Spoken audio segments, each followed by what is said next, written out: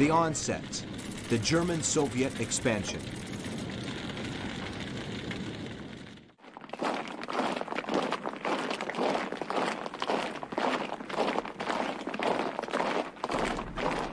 (1938).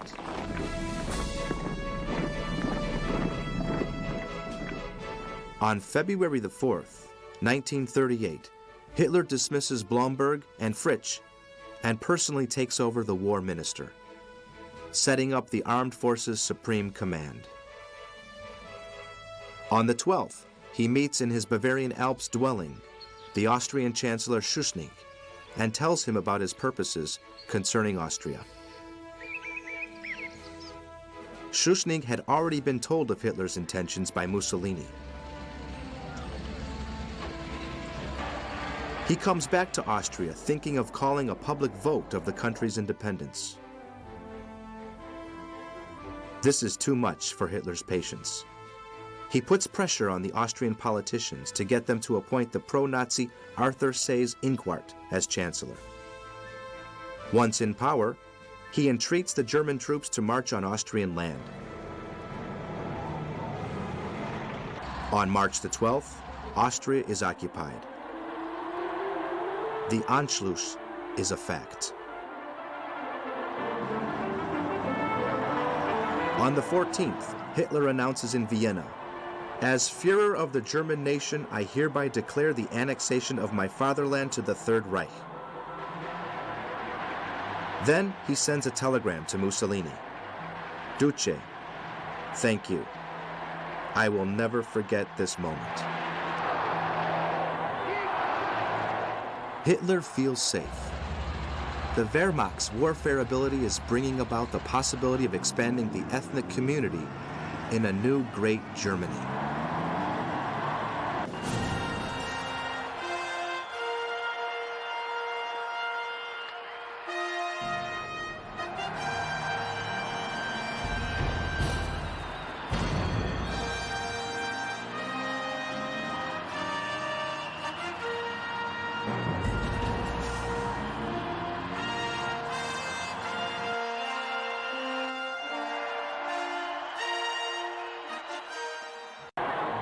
Flags with the swastika dress the city's streets, celebrating the leader of the modern crusade.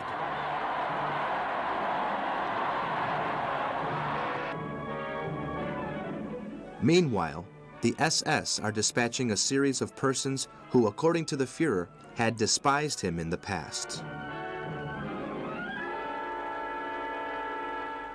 One more time, countries that had suffered the German ambition in World War I stay unmoved before the Third Reich's challenges.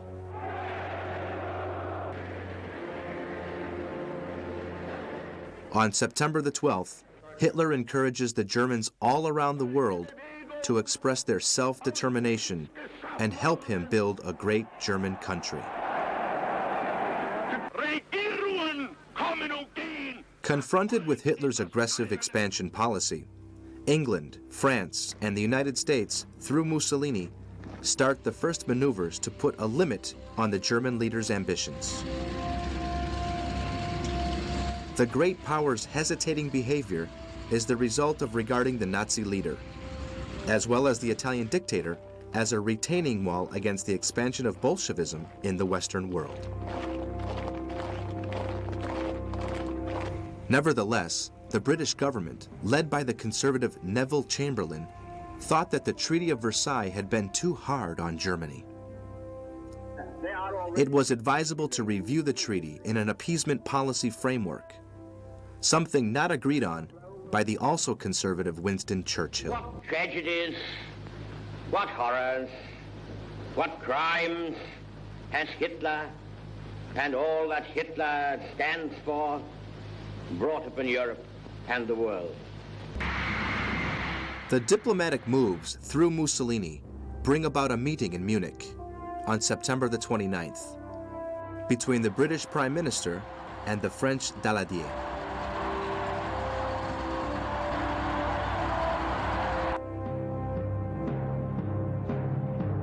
In spite of Hitler's yells and blows to the table, the conference is a success for Mussolini, who looks like an appeasing man in front of the world leaders.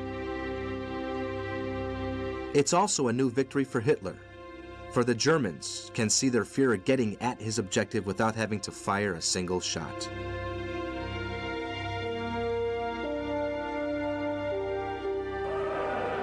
The frightened Allied leaders have yielded to the Nazi leaders' demands of taking over the Sudetenland, a German-speaking Czech region whose integrity was assured by the Treaty of Versailles.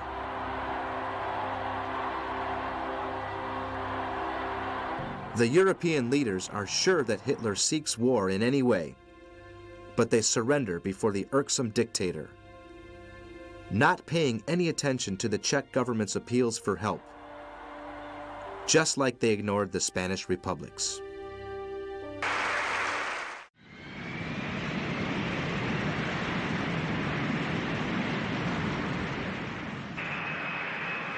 Hitler's hunger for conquest seems satisfied.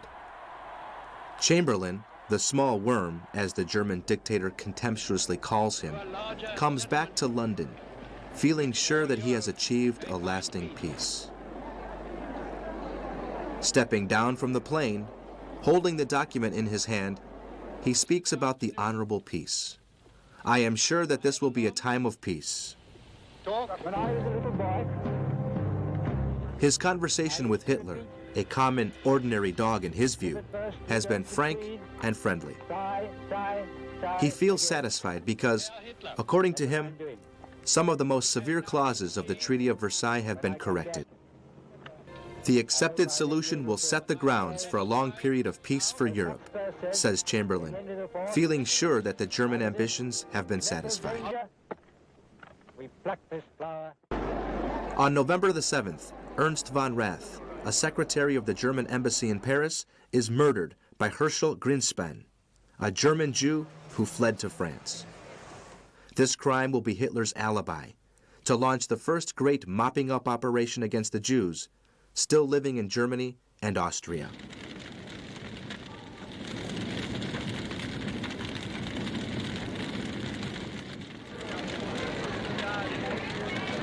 The night of November the 9th is known as the Night of the Broken Glass. The SS destroy more than 2,000 synagogues and raze to the ground shops, houses, and businesses of the Jews in both countries. 25,000 are arrested and sent to concentration camps. The whole world begins to realize the Nazi horror. Most of the Western countries withdraw their ambassadors from Germany.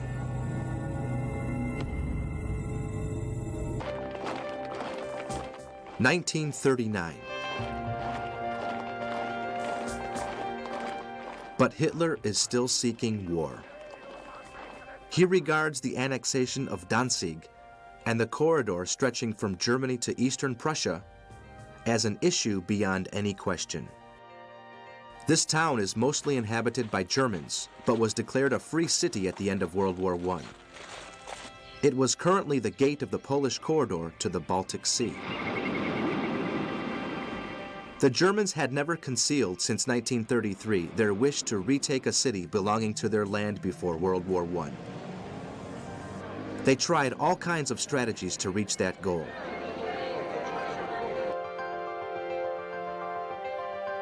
They nominated it as a center of tourist interest in order to make the Germans visit it en masse. Then they carried out military and all kinds of works without the consent of the ruling administration, the League of Nations.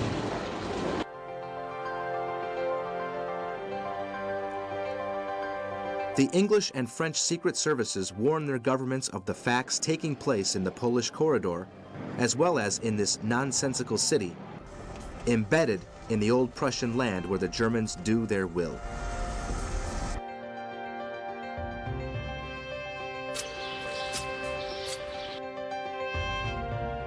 The Polish government refuses to yield to the German demands and sends 2 army divisions to the area.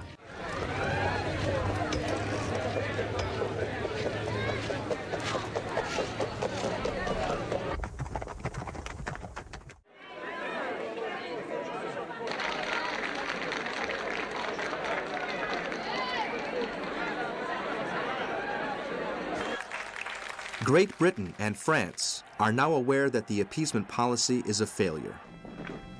When the German army takes over all Czechoslovakia on March the 31st, 1939, they sign with the Poles an engagement for mutual help and protection, suggesting them at the same time to seek a compact with the Russians.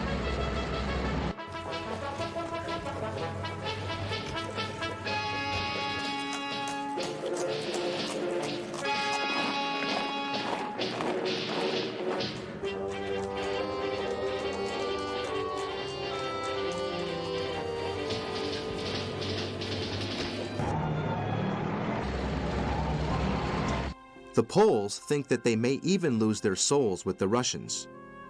But as bad as it gets, if their allies will not die for Danzig, they are willing to sustain their honor and face the Germans rather than surrender like Czechoslovakia.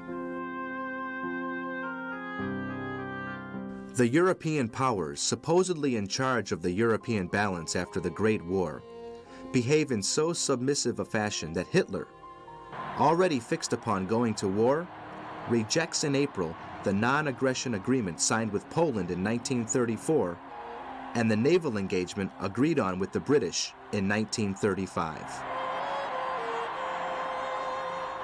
The Führer's purposes are clear enough. In the first days of August, several European governments get entangled in secret debates in order to calm down the German leaders' ambitions. The Soviet Union is the last real military threat between Hitler and his expansion plans. Stalin is well aware of the value Hitler sets on international agreements. Furthermore, he remembers very well the anti-communist agreement reached with Japan that Italy has also endorsed.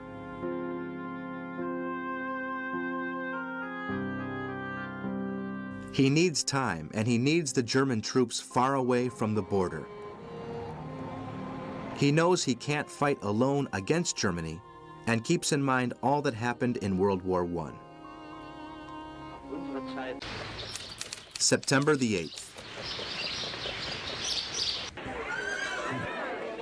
In the first week of the invasion, the Wehrmacht has pushed the Polish army over the river Vistula, where they hope to prop up their resistance. A section of General Reichnau's 10th Army reaches Warsaw's outskirts on September the 8th, while another marches on to the Vistula.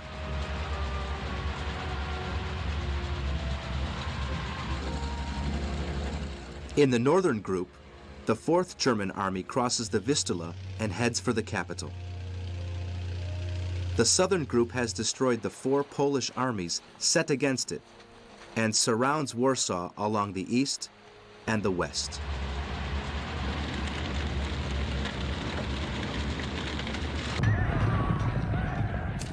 September the 9th.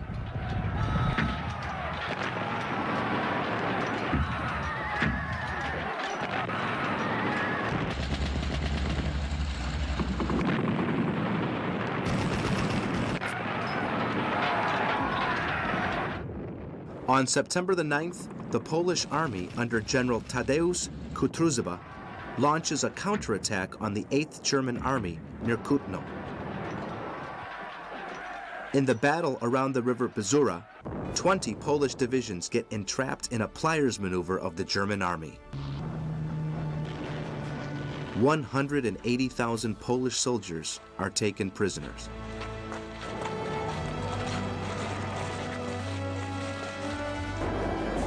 Hitler is enforcing his domination over Poland, not only with his impressive warfare capacity, but also through the atrocities committed after the infantry has left 3 regiments of the SS Teutonhofka division. Reinhard Heydrich had ordered his officers at the beginning of the invasion. It is compulsory to eradicate the Polish middle class and ruling class. The Führer had ordered the army not to get in the way of the SS and their task.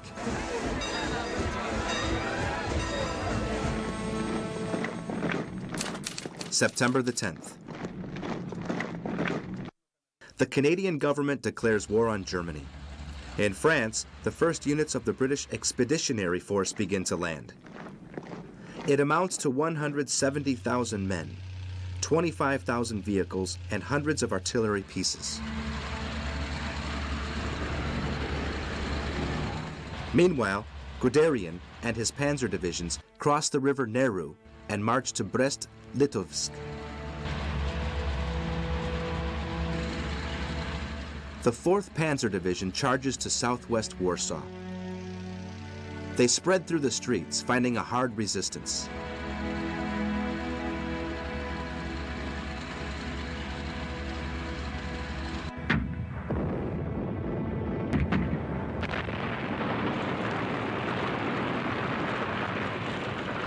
The northern German army sets bridgeheads across the Vistula, thus fulfilling the second Pliers maneuver in order to trap the main section of the remnants of the Polish army.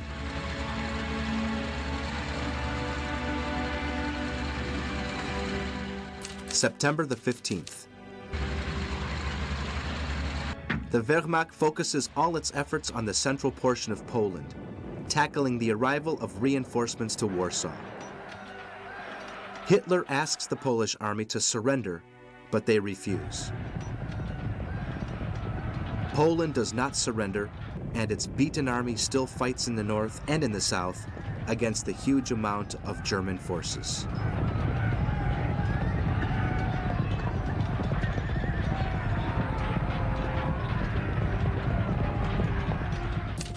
September the 17th.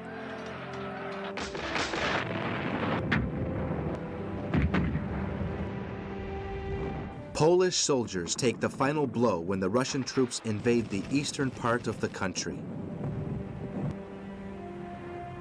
The Soviets find small resistance, and on the 20th, they rejoin the German troops on the banks of the river Dniester.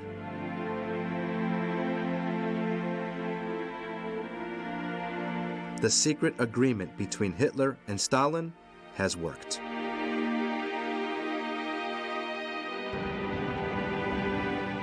Poland is seized on the west by the German army and on the east by the Russian army.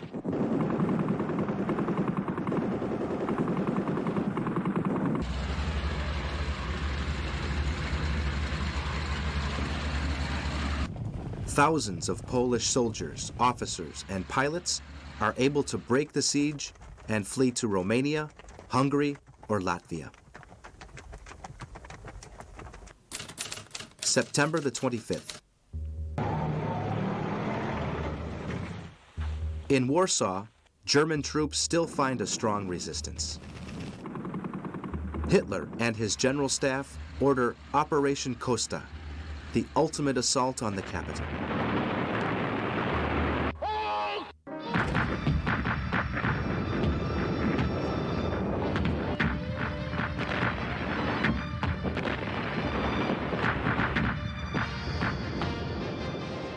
The German Air Force and artillery have ruthlessly bombed day and night the Polish capital on both banks of the river Vistula.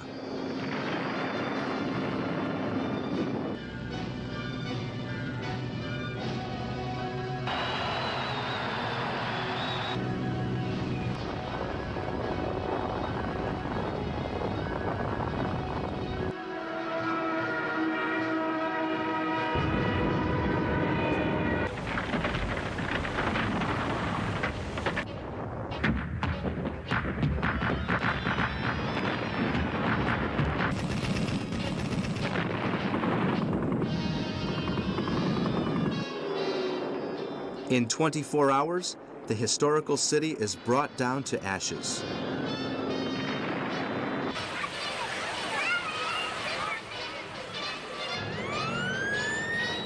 The surviving citizens and soldiers are starving.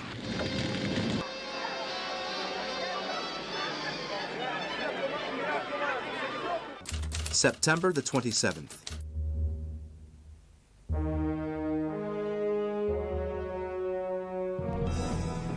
At 2 p.m., the exhausted defenders of Warsaw surrender.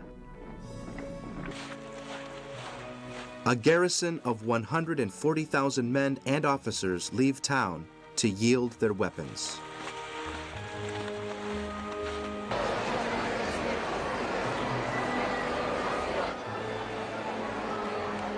With Warsaw in German hands, the nearby town of Modlin, one of the last spots still resisting, surrenders 2 days later.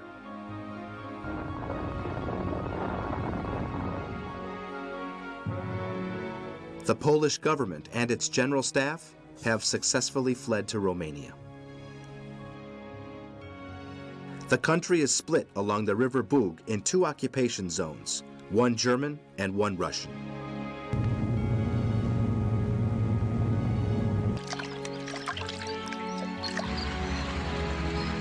The Germans have lost 10,500 soldiers, the Russians around 800, but in the Polish army, the losses amount to 500,000 dead and 750,000 prisoners.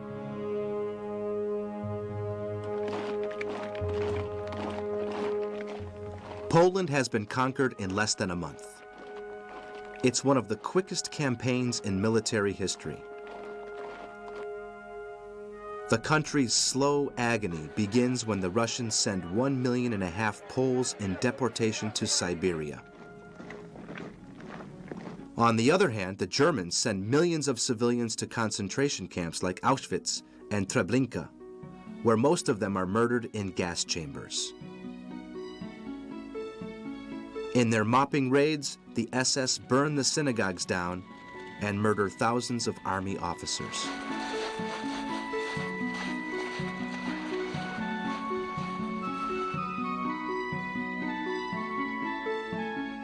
Hitler has followed the invasion from his private train, the America, where he has established his headquarters since he left Berlin in the first days of September.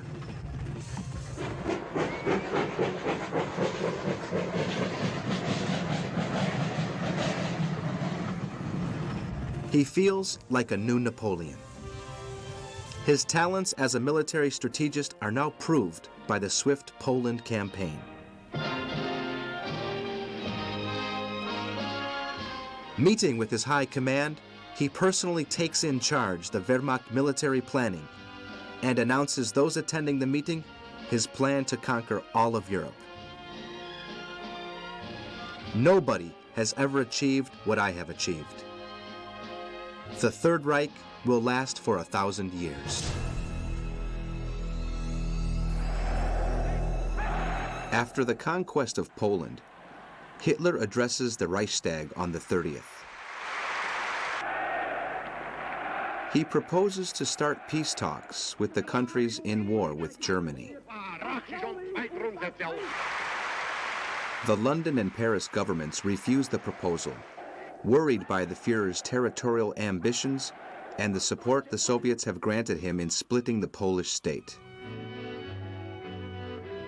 Furthermore, the hope of seeing Germany running out of supplies is a delusive idea, for Stalin is efficiently fulfilling his agreements with Hitler and is largely supplying him with oil and coal.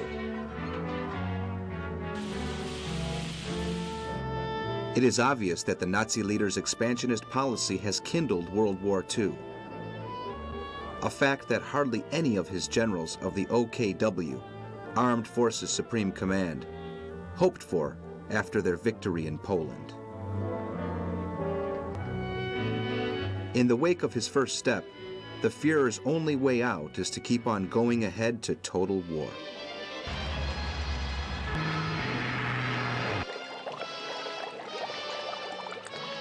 He orders to increase the attacks upon French and British ships, and at the same time calls for a meeting of the OKW in order to wrap up the final details for the invasion of Western Europe.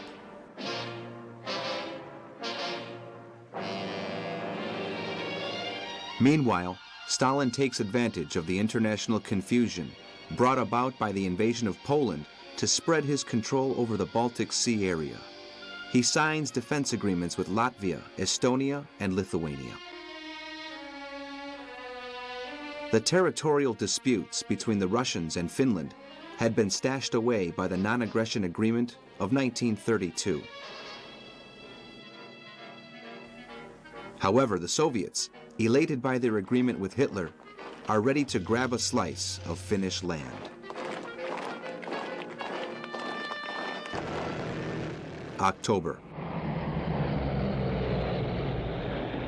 On the 1st, British bombers fly over Berlin, dropping leaflets against the Nazi regime and its leaders.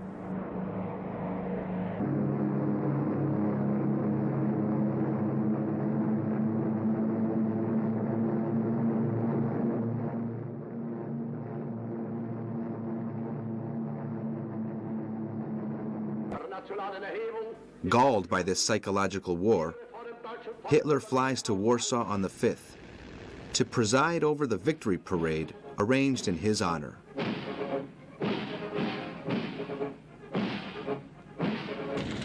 Later on, in a meeting with foreign journalists, he declares, "Behold Warsaw.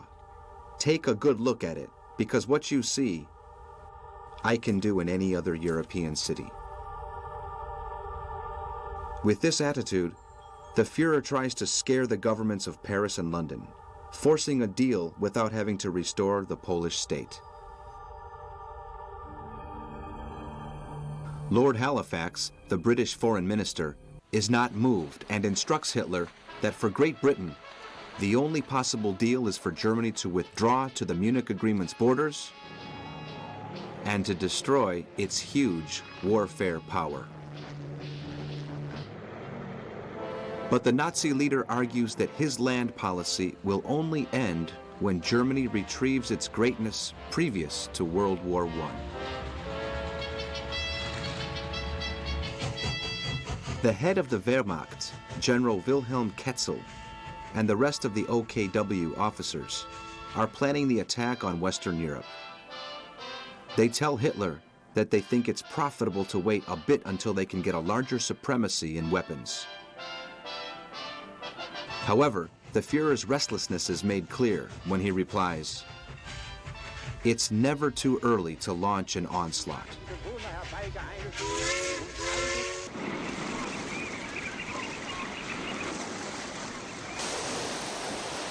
The defiant German attitude increases when on the 14th, the U-47, under Major Gunther Prien, in a dauntless attack, crosses the anti-submarine shield of Scapa Flow Base in the Orkneys and sinks the British battleship Royal Oak, severely damaging the Repulse. The killing of the 780 soldiers on board is an amazing blow to the British people and the British government. They feel now on the brink of a war at sea.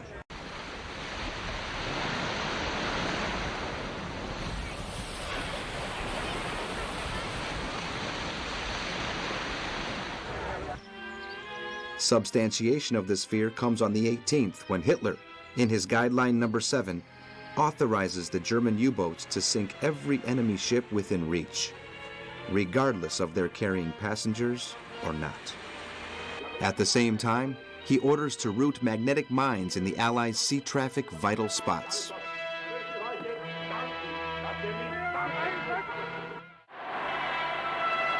November. At the beginning of November, a group of scientific researchers announces to Hitler that they are looking into the possibility of using nuclear fusion as a warfare weapon. They predict its destruction power to be prodigious. Elated by what he deems a feat of the Aryan race, the Führer declares in a meeting, "Soon we will be able to use an unconquerable weapon." He was perhaps thinking about his wish to invade Western Europe on the 12th of the month.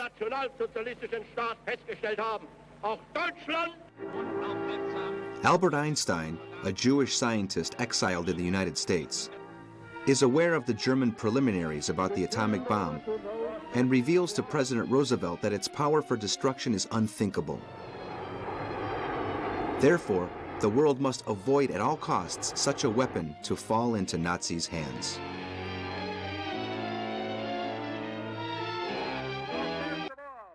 The American president is persuaded that something must be done. And on the 4th, he attends an anxious meeting with the Congress in order to reform the Neutrality Act. Roosevelt is worried about the situation in Europe, being well aware of it. thanks to his many conversations with Churchill and with the U.S. ambassadors in the area. His aim is to allow the Allied powers to buy weapons from American companies through the cash and carry system.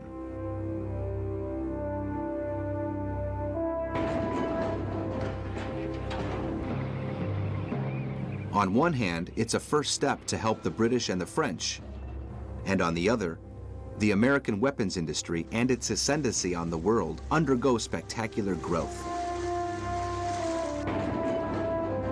Great Britain is the first country to ask for a massive importation of American weapons.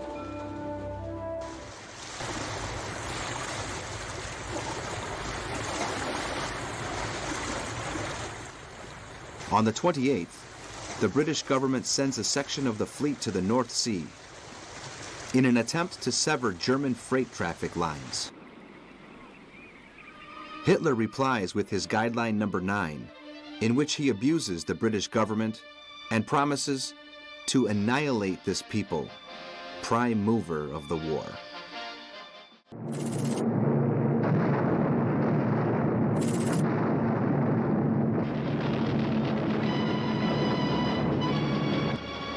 On the 30th, after promoting a border incident, 600,000 Soviet soldiers with naval support rush onto Finland. Stalin's Air Force raiding Helsinki arouses the anger of the people bravely fighting against the invasion.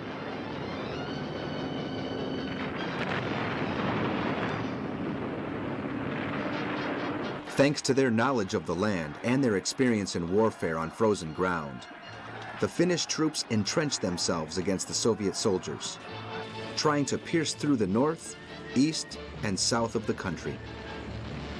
The Finnish government asks the League of Nations to arbitrate in order to end the strife. But Stalin refuses to talk, so the country he rules with an iron fist is ejected from this organization. The strong resistance of the Finnish troops in the Isthmus of Karelia and the many losses of the Soviet army lead to peace talks between both countries.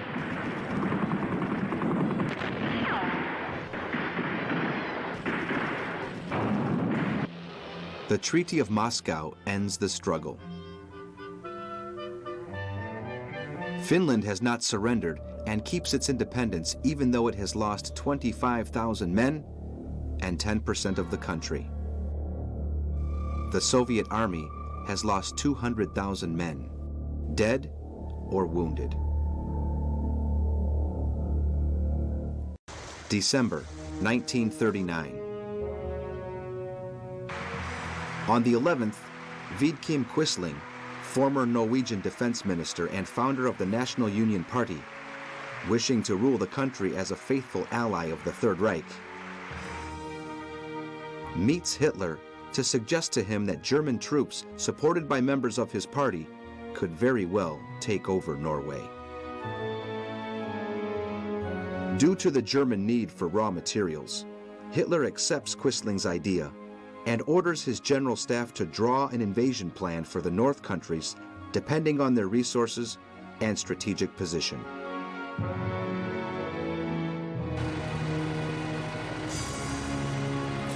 The Swedish iron mines are essential to sustain the German armament capacity. But at first, Hitler chooses to respect Swedish neutrality to obtain iron in a pacific way, as was usual.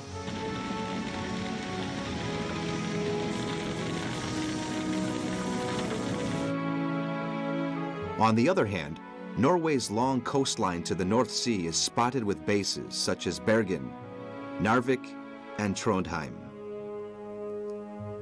The German military regard them as vital strategic spots to be put under control.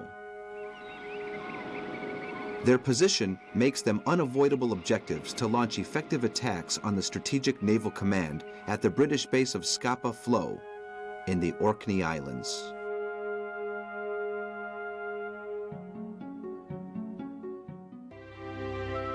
February 1940. The English and French governments try to run a common policy to throttle the Third Reich's raw materials supply lines. Through the Allied Supreme War Council, they asked the neutral Sweden to cease supplying Germany with iron, shipped from the Norwegian harbor of Narvik.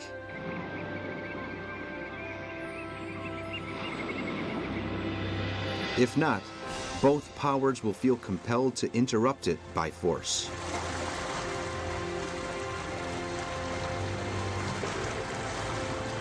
The British prove how serious their intentions are when on the 16th, the cruiser Arthusa and the destroyer Cossack, disregarding the neutrality issue, sail through Norwegian waters looking for the German prison ship, the Altmark.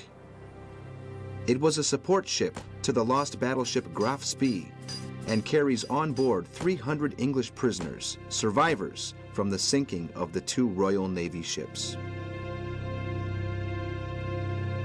The fact of taking refuge in Norwegian waters cannot check the English to board the ship, setting free their fellow countrymen and killing 7 German sailors.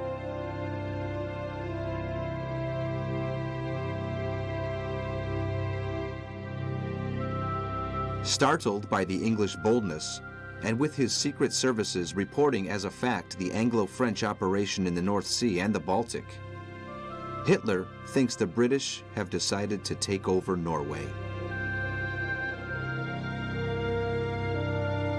On the 21st, he appoints General Nikolaus von Falkenhorst as head of the invading forces and orders to speed on Operation Vesrubrum. While pondering the operation, the German General Staff and von Falkenhorst think it compulsory to take over the Danish airports in order to ensure communication lines. As a result, the operation is divided into 2 steps. Operation North Vesrubrum will take over Norway with 5 big naval squads carrying troops to the landing sites.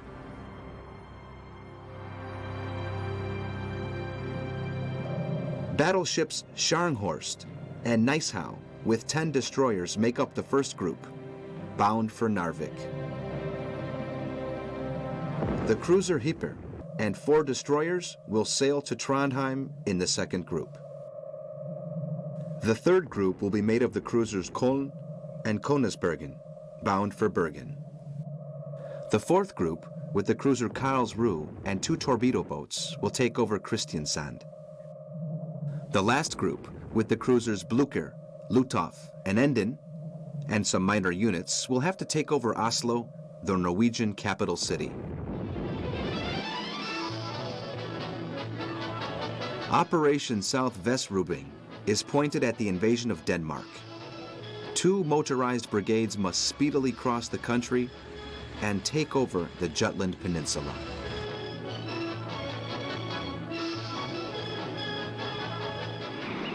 The deadline date for both operations is April the 9th. Seeing the situation of the events in Europe, Roosevelt sends his state secretary, Sumner Welles, to submit a peace plan to the governments of Paris, London, Berlin, and Rome.